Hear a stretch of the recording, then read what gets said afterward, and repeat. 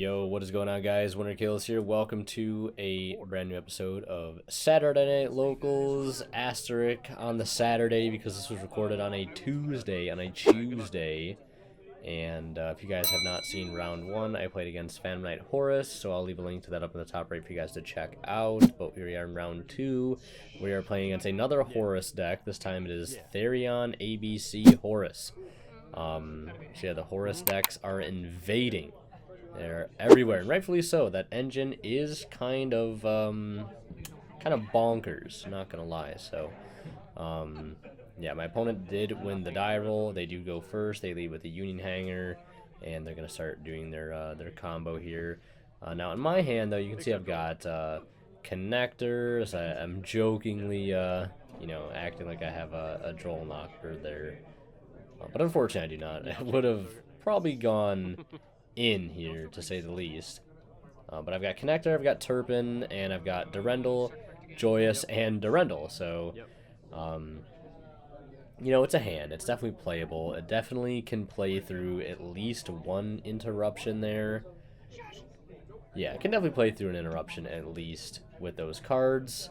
Seeing no non-engine is rough, unfortunately. I think with this build, I was playing, and I know it's not a lot, but I'm playing 11 non-engine and 43. Just with the Sinful Spoil stuff in the deck, it's like a lot harder to fit non-engine into the deck now. The deck has gotten a lot tighter space-wise, but the Sinful Spoil stuff is worth it. Like, it's absolutely worth every slot that it takes up in the main deck, which luckily is only 5. But it's worth every bit, honestly. So my opponent is continuing here. They've dumped 3 names at the grave, discarding I think a Nibiru, and not sure what the other card was. It might have been another hand trap, but seeing him discard the Nibiru out of hand was like, all right, definitely a little bit of a sigh of relief. But maybe he has another one. If he has another one, he does, right?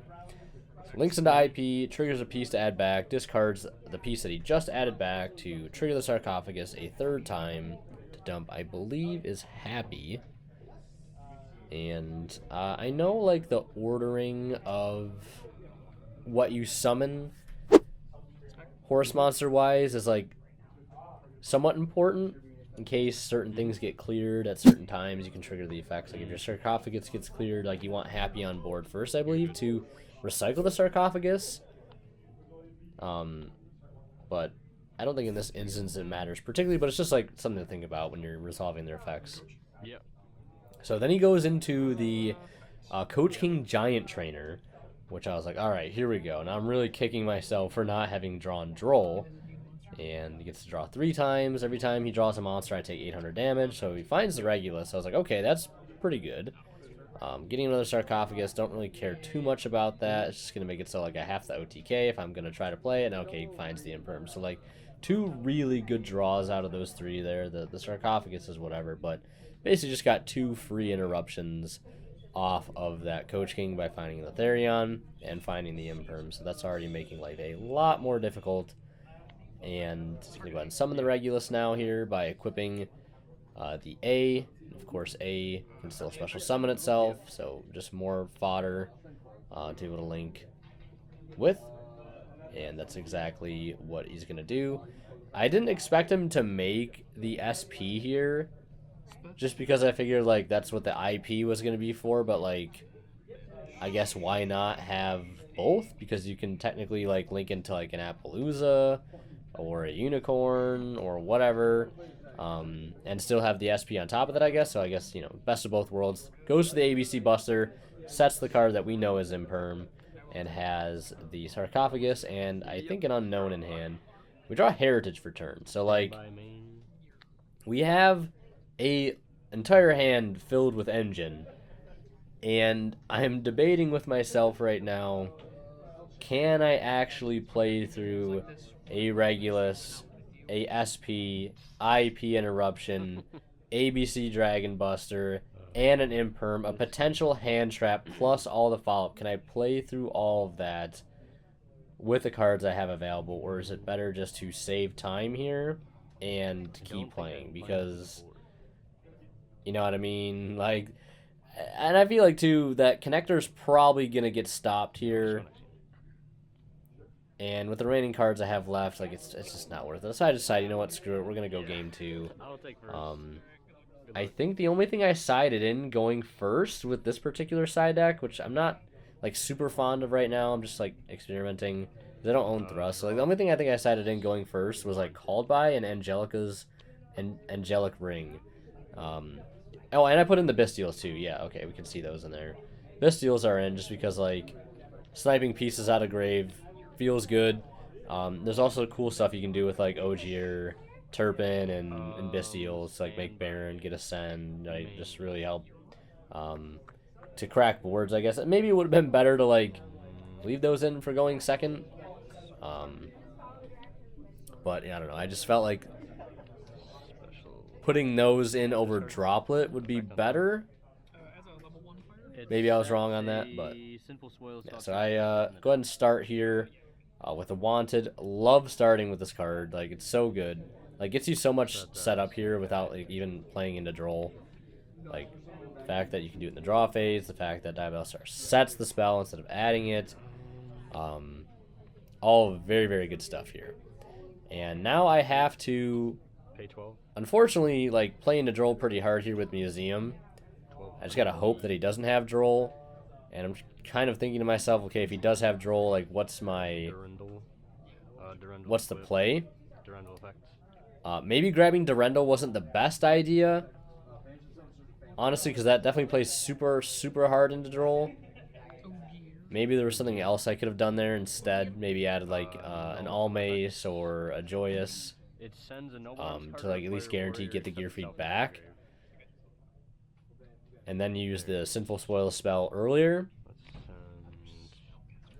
to get, like, Ricky Ardetto out of deck and keep playing that way. But, yeah, I got a little greedy there. I mean, you have the other effect of Durendal, of course, to be able to use over the course of the combo. So, I mean, there's that, even if you get Drolled. So we normal summon Ogier, we dump Turpin because we already have Gear Feed and Grave, which would have been the target to send. And Renault comes down, grabs back the Gear Feed, and so far, so good. No interruptions.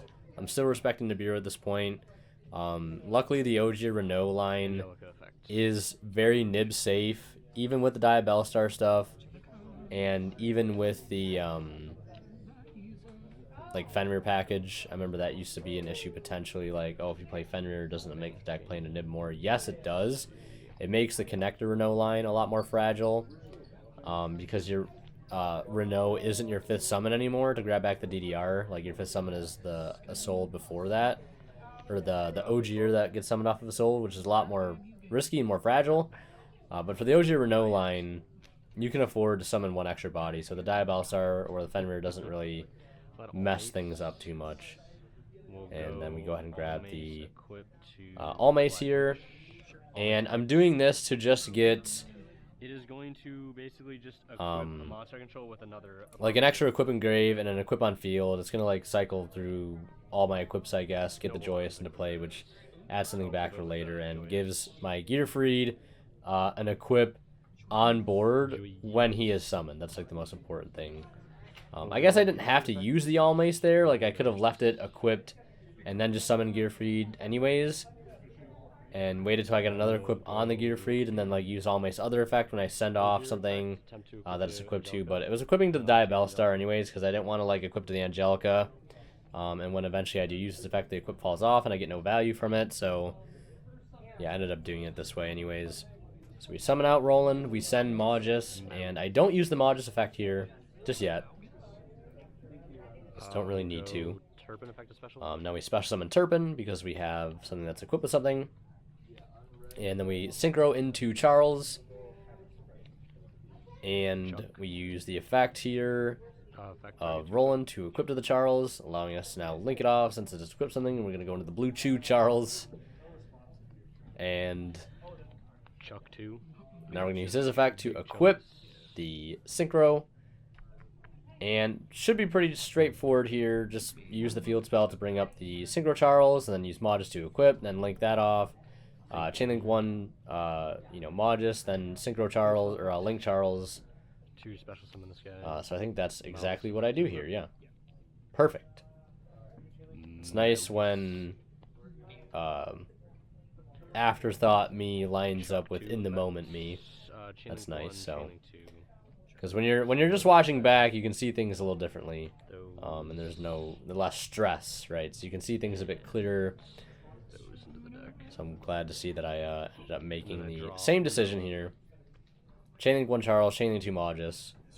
I think it probably would have been better to like chain block the Magus there, but I don't think it really makes too big of a difference here. If my opponent was gonna Ash, then I guess so be it. We pick up a connector, which is really good follow up here, and I still have Joyous here, so I'm gonna go ahead and use that just to add back. I think I add back the Ogier for potential follow up. Good normal summon there. Or a good discard off of Dolphin. Very strong discard off of Dolphin, because you can just equip it and then bring it up and then send. And they have like a rank 4 play, or you just have multiple bodies on field to be able to do more things with. And then I think, yeah, okay, so I go for the Snake Eye here. Not sure why. I think I'm just upgrading into a Baron. Summon Richard. I think that's why I'm doing this, because like I thought, you know, maybe it'd be good to go for like an SP here, but I have no link zones. So we end up just going for Baron. And I'm double checking the quick play spell effect, because I've forgotten this effect way too many times. We also have Ricky Ardetto set up in Grave now too, which is not bad. Like, it felt like kind of a waste there to upgrade into the Baron, but you know, we've drawn 2 cards this turn. We have Ricky Ardetto as follow-up, and feeling pretty good about our current board, because we can. We'll go to. I'd almost drop a card there. But I don't think I have access to Angelica's Angelic Ring right now, and then resolving, which is a little unfortunate. I suppose I could have, had I used the Ricky Ardetto to actually bring back the Ogier, then I could have synchroed into Roland, and then resolve Roland's end phase effect. Got a card, right? Got an Ogier from deck, because I was playing 2 at this point, and sent the Angelic Ring, then equipped the Angelic Ring, and then equipped the Oliver from deck. So, yeah, there should have been, like, we wouldn't have had Baron, but we would have Angelica and Roland on field to make a Baron next turn anyways, plus we still have Gearfried. But we'd have access to Angelica's Angelic Ring, which is pretty important considering that our board will just outright die right now to Dark Ruler. So that is something I should have paid attention to. Didn't see it, I guess. But my opponent luckily does not have Dark Ruler, and they do have Imperm. So just fires that off onto the Baron, because of course, why not? Right, just trade with a negate, then activates the King's Sarcophagus, and then I take a moment here. I think I ask about the Sarcophagus, like, does it have any effects on activation? Does it have any protection built into it right now? So I'm thinking like, okay, you know, do I let this just resolve, right? Or do I let him use it and pitch a name first and then negate and destroy, like get a card out of his hand? I figured I might as well, because I almost shotgunned the Roland effect engraved to then trigger Charles then to pop it, but I figured again, you know, would be better off just to let him commit a card. So we still have a spell trap negate available. And I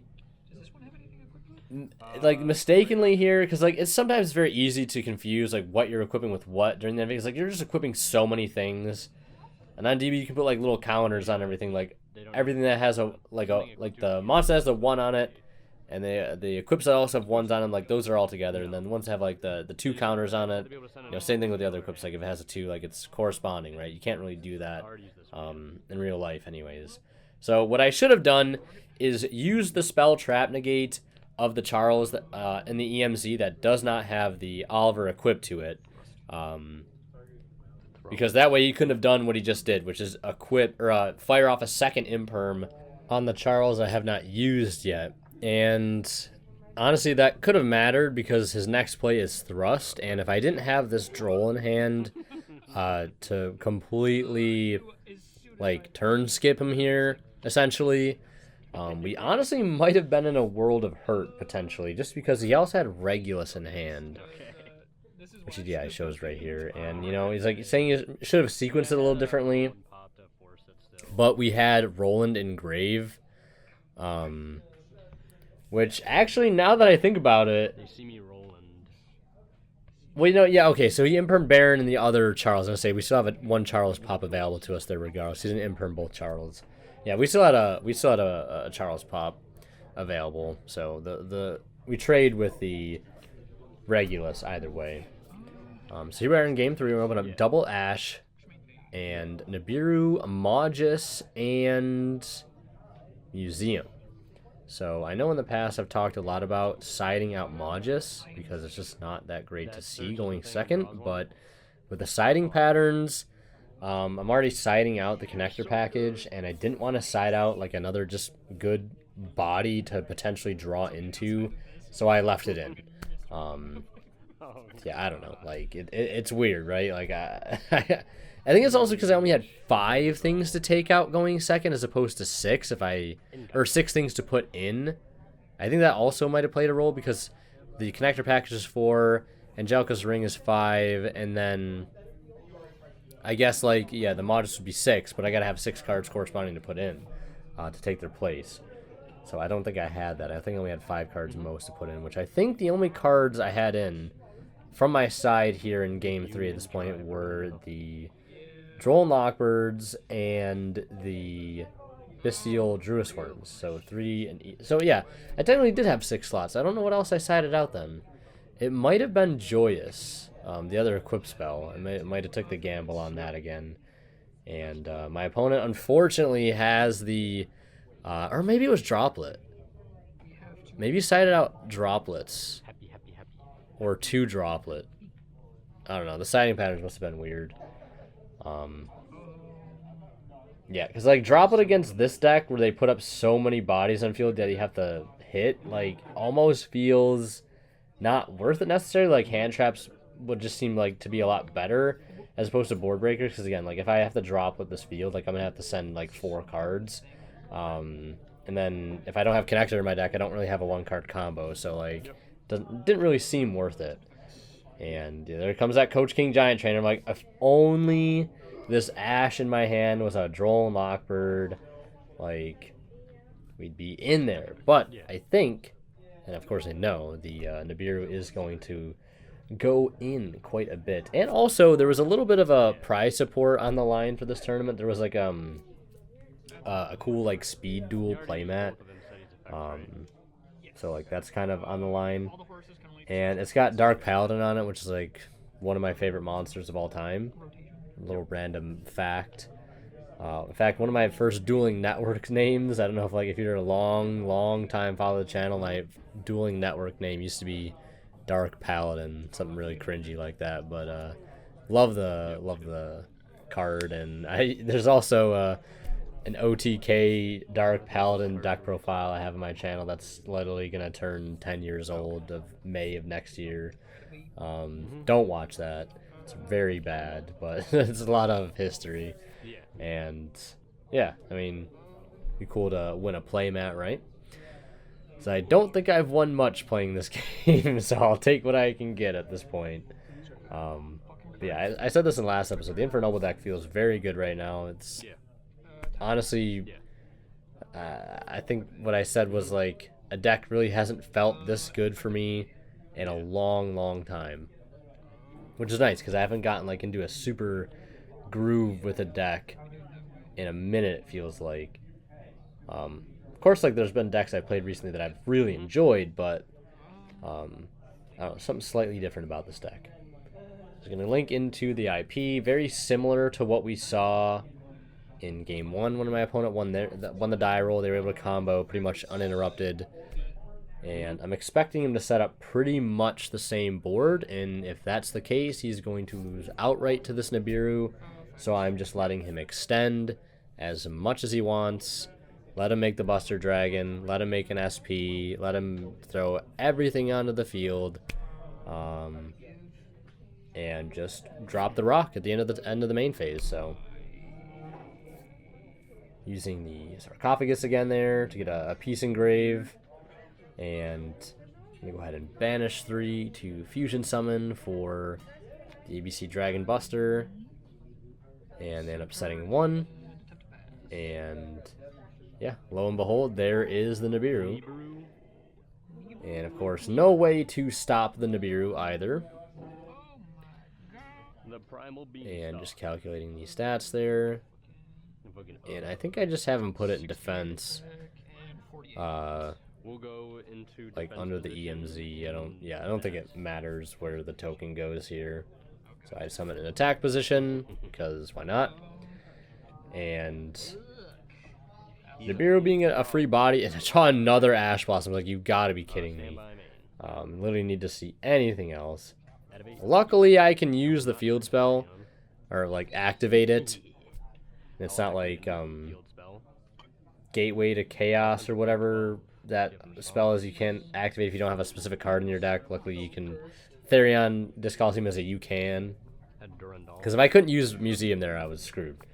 100%. Like, no way to play whatsoever. I mean, yeah, no, there was no way to play if I couldn't do that. So now that we can resolve that, like, we're in there, right? Getting Durendal. Now, if he had Droll there, Droll on the resolution of that would have. Actually, I don't want to say no. I don't think Droll on resolution there would have been too bad because we could have normaled Magus, linked into SP, and then equip Magus, and then have Field Spell bring it up and make a Sold. And then a Soul dumps 1, summon Rich Ardetto, and then try to keep playing from there.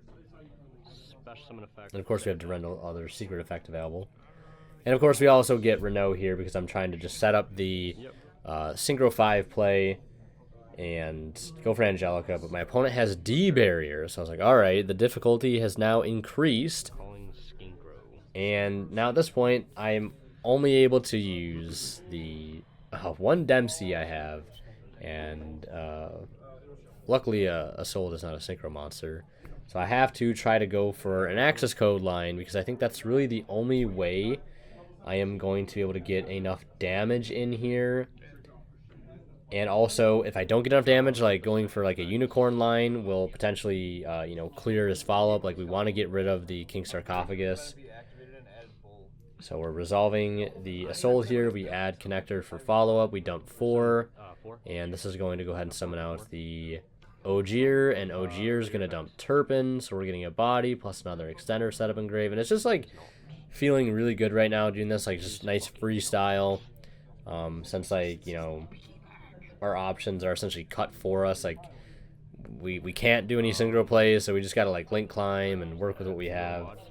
So we go Magus equip, and I was like, I could use the field spell effect right now, but then we get warrior locked, which I don't want to get warrior locked because like if I get warrior locked, like I go to SP, then I can't attack directly, or I go into like Dempsey.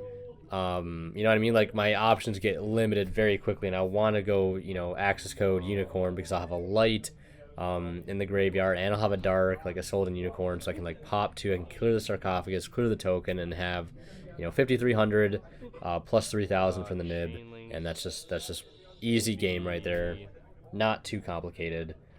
So I was thinking very carefully here about if I was going to use the Magus or not, and how I was going to sequence this. So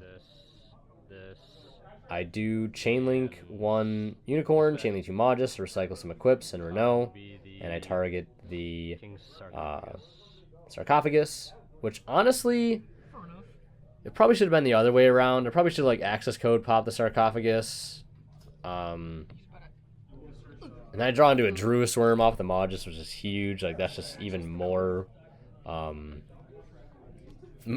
way to game here. Oh yeah, effect target unicorn. Like, honestly, I was gonna say I'm synchro locked, but I was like, there could be a potential Baron line there, but yeah, we just go into the access code, effect on summon, target the unicorn, make a gain 3k, and then yeah, that's just a wrap. So see you guys in round 3 for the actual final round of the tournament. We only did 3 rounds this night. That was a good time to But yeah, thanks for watching, and Last but not least, of course, a huge shout out goes to our Divine level channel members, who are Misfid, H8 Cyber, Cadillacs, Green, and Pony Star. Thank you guys so much as always for extremely kind and very generous support of the channel.